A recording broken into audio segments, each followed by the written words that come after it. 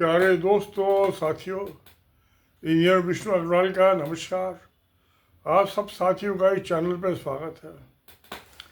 कल क्रिसमस का जो था, साल में क्रिश्चियंस का जो है जीसस क्राइस्ट के जन्म का त्यौहार मनाया जाता है। इसमें सब खुशियाँ का और प्यार मोहब्बत का संदेशा होता है। सब परिवार के सदस्य जुड़ते हैं। चर्चों में स्पेशल प्रेयर्स होती हैं। सब भगवान को का धन्यवाद देते हैं, आपस में मिलते जुलते हैं और पार्टियां होती हैं। तो इसीलिए इसको कहते हैं मैरी क्रिसमस। मगर ये बड़ा दुखदाई बात है कि इंडिया में जो यहाँ का सबसे बड़ा और शायद दुनिया का सबसे बड़ा आतंकवादी गुट है, टेररिस्ट ऑर्गेनाइजेशन है, वो है राष्ट्रीय सेवक संघ। उसके आदमियों ने जहाँ जहाँ बीजेपी की जो उसकी पॉलिटिकल ब्रांच है, भारतीय जनता पार्टी, केंद्र में उसका शासन है, प्रधानमंत्री आरएसएस के प्रचारक हैं, उसके आर के प्रचारक मंत्री हैं, स्टेट गवर्नमेंट में चीफ मिनिस्टर है, मिनिस्टर्स हैं, एमएलए हैं, एमपी हैं। उन्होंने खूब उत्पात मचाया है। गिरजाघरों में जाके, चर्चेस में जाकर तोड़ फोड़ की और एक ब्लाइंड औरत को भी पिटाई की है जबलपुर में।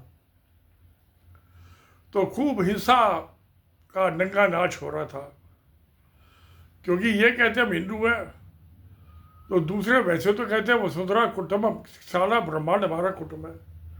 मगर जिसको ये हिंदू नहीं मानते, या किसी को ईसाई है, मुसलमान है, या और कोई मजहब वाला है, तो उसको अपना त्यौहार नहीं मनाने देते, उसको अपना फेस्टिवल नहीं मनाने देते। ये कहते से हमारा ही फेस्टिवल होगा और किसी का नहीं होगा। जो करेगा उसको तोड़ फोड़ करेगा, उसका सिर फोड़ेंगे। और इसके जो ये आतंकवादी संगठन है राष्ट्रीय सेवक संघ, इसके साथ सरकार पूरी तरह शामिल है। इसने अब से बहुत आदमियों की हत्या की है। वो सब हिंदू थे, आरएसएस के प्रचारक थे। जगह जगह बम फाड़े इन्होंने। और तो और कनाडा में निर्जर की हत्या करती, वो सिख था, वो हिंदू नहीं था। अमेरिका में पन्नू की हत्या की कोशिश की, वो भी सिख था। वो इंग्लैंड में, यूनाइटेड किंगडम में, ऑस्ट्रेलिया में सिखों के खिलाफ कार्रवाई करते रहते हैं। मुसलमानों के खिलाफ भी दंगे कराते रहते हैं। और अब तो कोई हिंदुस्तान की सारी एम्बेसी जितनी हैं फॉरेन मिनिस्ट्री के अंडर में, वो सब आरएसएस के विदेशों में ऑफिस है। वहाँ से सब आतंकवादी की घटनाएं और दंगे फसाद जो है, उसमें एम्बेसडर भारत सरकार का अपॉइंट है, प्रतिनिधि, और वहाँ के आदमी सब शामिल है, क्योंकि सब हिंदू है जितने भी एम्बेसडर, और जो वहाँ स्टाफ की पोस्टिंग है। जो इंटेलिजेंस के रॉ के एजेंट्स हैं, जो निर्दल की हत्या की या पन्नू की हत्या की कोशिश की फेल हो गए, वहाँ की जगह जगह की रिपोर्ट्स आई भी हैं। इंग्लैंड की पुलिस चीफ की, जो उनकी ह्यूमन राइट्स का कमीशन है उसकी, और अमेरिका की तो हर साल आती रहती है कि कैसे ईसाइयों पर, क्रिश्चियंस पर अत्याचार कर रहा है। मुसलमानों पर तो करते रहते हैं ये, क्योंकि ईसाई तो बहुत अमन शांति वाले और बहुत थोड़े हैं। वो तो मेरे में इंडिया में 2.5-3% हो गए क्रिश्चियंस, मुस्लिम तो है 15-16%। उन 1-2-2.5-3% को भी ये आदमी यहाँ बर्दाश्त नहीं है कि वो अपना कोई त्यौहार मनाए। तो प्यारे दोस्तों, ये सब क्या हो रहा है? इंडिया कहाँ जा रहा है? इसकी इकोनॉमी कहाँ जा रही है? क्योंकि जो नफरत की आंधी चला रखी है राष्ट्रीय सेवक संघ ने पिछले 100 साल से, उसने हिंदुस्तान की इकोनॉमी बर्बाद कर दी। क्योंकि जो नॉर्थ इंडिया है, वो सिल्क रूट था, सेंट्रल एशिया से जाके यूरो एशिया तक जाते थे व्यापार के लिए। ये पाकिस्तान को गाली देते, उनका मतलब हिंदुस्तान के मुसलमानों को है।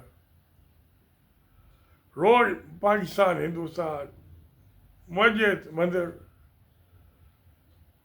क्या हो रहा है, बेकाबू हो रहे हैं।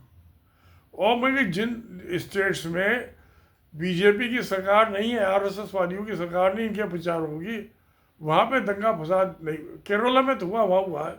सब स्कूल वालों को जब कहा, धमकाई है कि क्रिश्चियन का फेस्टिवल मनाओगे तो तुम्हारे स्कूल में आग लगा देंगे। बंगलौर में भी होता रहता है, कर्नाटक में, वहाँ पे भी कुछ क्रिश्चियन है। केरला में तो काफ़ी क्रिश्चियन है, शायद 15-20% है वहाँ आबादी के। कर्नाटका में भी जो है 2-3-4% होंगे, ज़्यादा से 5 होंगे।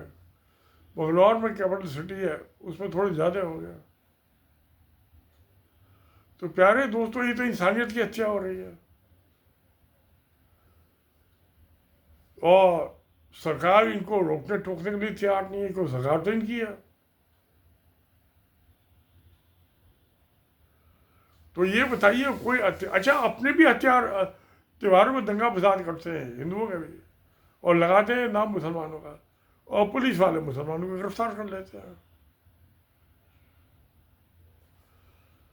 तो ये हिंदू धर्म तो है नहीं, धर्म तो सनातन धर्म है। हिंदू तो फारसी भाषा के शब्द है, पर्शियन लैंग्वेज का। हिंदी, हिंदू, हिंदू, हिंदुस्तान।